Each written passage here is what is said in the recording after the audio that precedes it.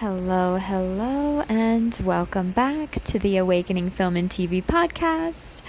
I am your host, Kristen Mothersbaugh, and I wanted to talk about an anime show today that I just binged watched for a week and finished. And it was season 1 of To Your Eternity that I watched on HBO. So, this anime... Wow, just to give you a little rundown of what this anime is like. If you are into any kind of heartfelt animes, then this is for you. And I intend to talk about a lot of others that I love, including Mushishi and Fruits Basket and some other Studio Ghibli films. But this one, it caught my eye as I was just like scrolling and browsing, and it seemed really unique, so I checked it out and just couldn't stop watching it. Just so you know, though, it's a tearjerker and it's very heartbreaking, but it is rewarding to watch. So a little bit about the production. In Japanese, To Your Eternity is actually called To You, the Immortal, because the main character is an immortal being named Fushi, which I'll tell you more about later. But it's based on a Japanese manga series written and illustrated by Yoshitoki Oima. And then it just kept growing from 2016. And then the show was produced by Brian's Base and aired in August 2021 on Japan's NHK Educational TV. And the second season is going to come out in October 2022. So soon, when I'm recording this podcast. So it is like the genre of fantasy. And the anime series is directed by Masahiko Murata, Season 1, and Season 2, Kyoko Sayama. Produced by Aya Ishii, written by Shinzo Fujita, music by Ryo Kawasaki. And there's 20 episodes in Season 1.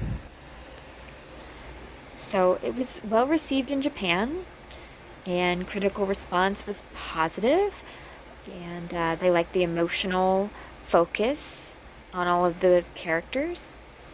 There was some critical, skeptical commentary, but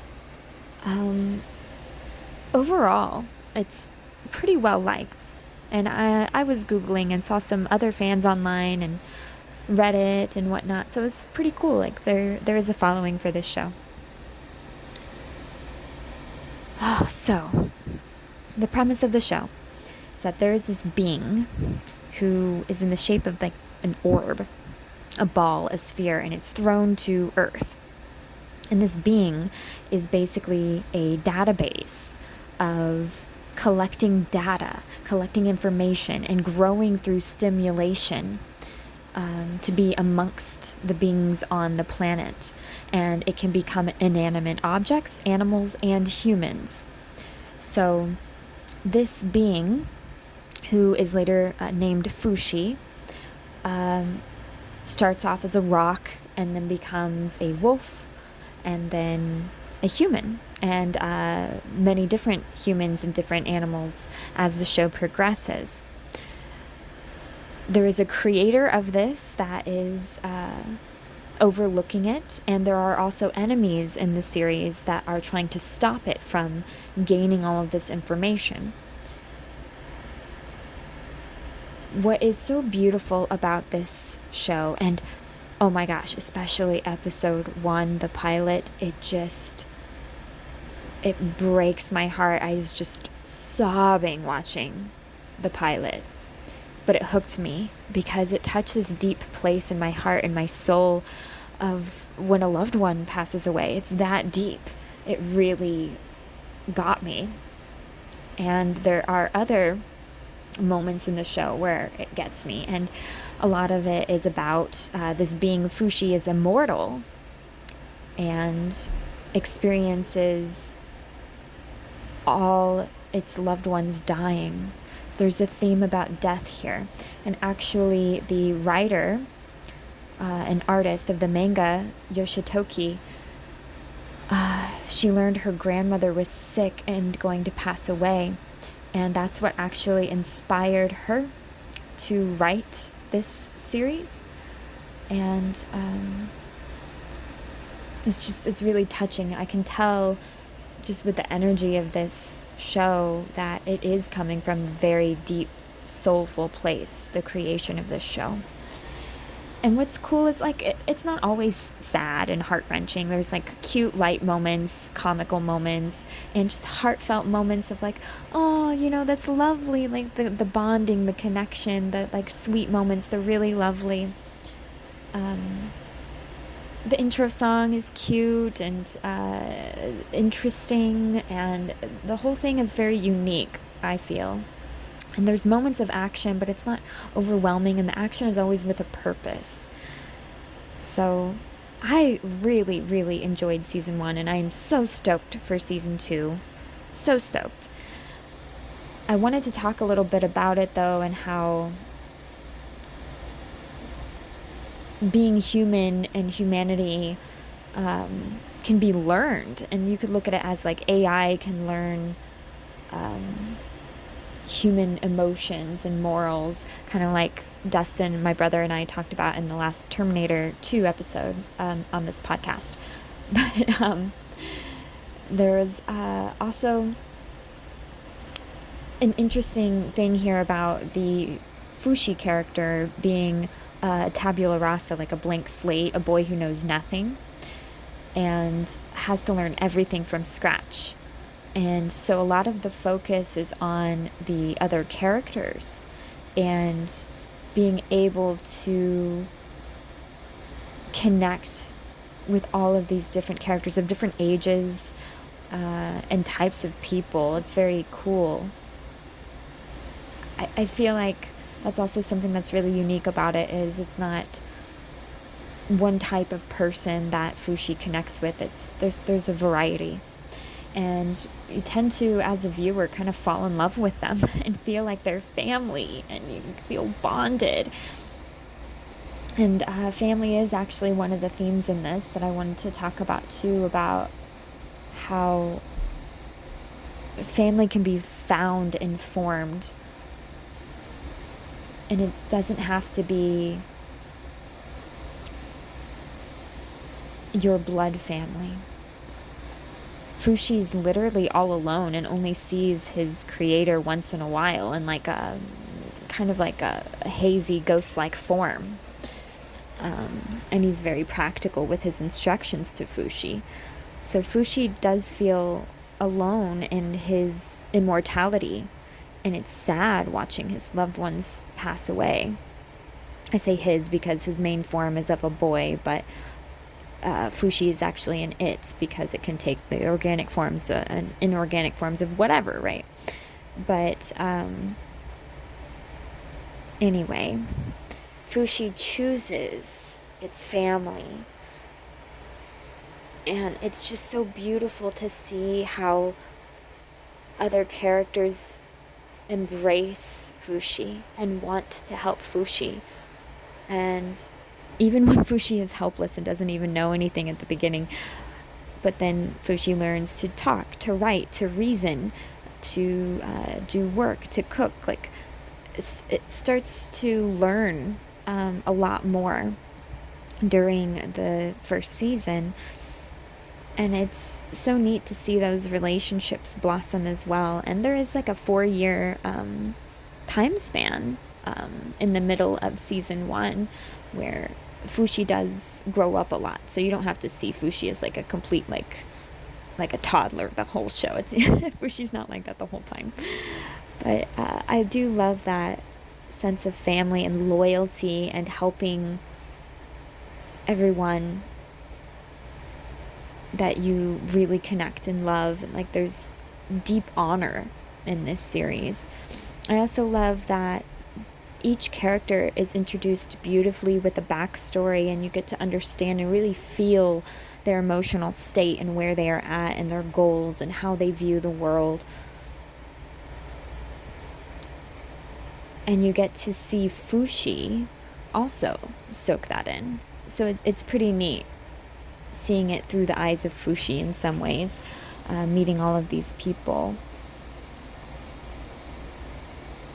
I feel like it's a very interesting idea that there could be some organic form shape-shifting database on a planet that is literally taking all of the information of all of the beings and growing through stimulation, and there might be other beings trying to stop that preservation of that knowledge.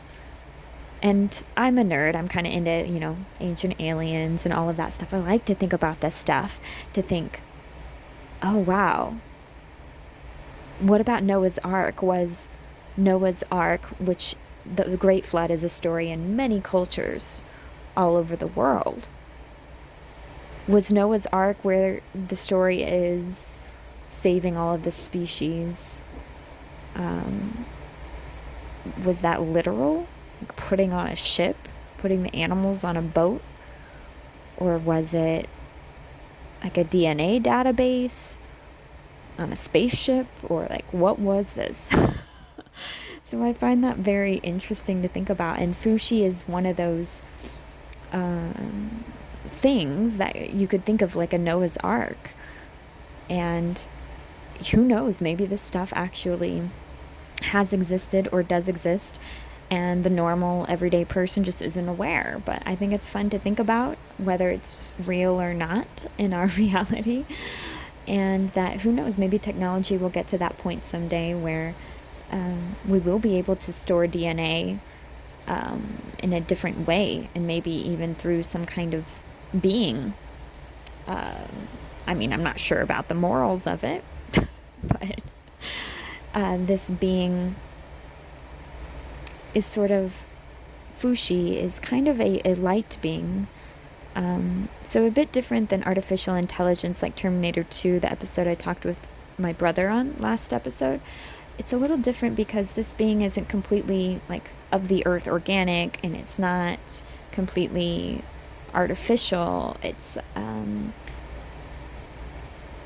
got its own spirit, its own soul, but I don't know exactly how this being was created. The show doesn't go into it that deeply, at least in season 1.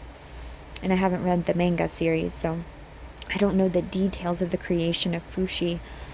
I do find it very interesting, though, that perhaps Fushi is from a more spiritual realm and has materialized in a more denser way to physical forms. So that's very interesting. Just the last point that I really wanted to share with you all about this wonderful anime show is how cathartic it is. And how not every movie or series can really touch that deep place that if you're having trouble expressing your emotions, if you're a person that traps and represses them continually and repeatedly, and you have some big blocks to even feeling your own emotions and knowing what they are or expressing them, this show can be therapeutic for you. It can literally be a cathartic experience, because I've been one of those people, and a lot of my spiritual journey has been about allowing my emotions to flow through me and healing the tendency to suppress. And that ties in with my acting career, which it greatly hindered for many, many years.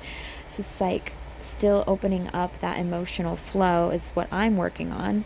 And this show has helped me. It's touched these deep places where I feel so connected to the characters, and I can't help but have an emotional reaction.